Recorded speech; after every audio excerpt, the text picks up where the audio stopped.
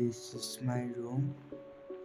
এখন মোৰ টেবুল য'ত তাতে এটা পেন ষ্টেণ্ড আৰু বেলেগ কিবা কিবি থ'ব পৰা ষ্টেণ্ডডাল আছে।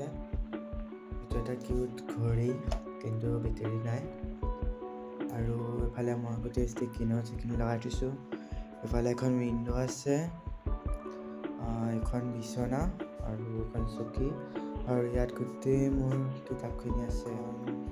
বৰ্ড হয়, সৰু এখন বৰ্ড য'ত মই কিবা কিবি লিখি থাকোঁ মাজে মাজে। এখন মোৰ ukulele.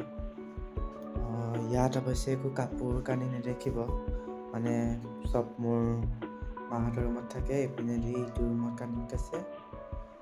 So' it was my room.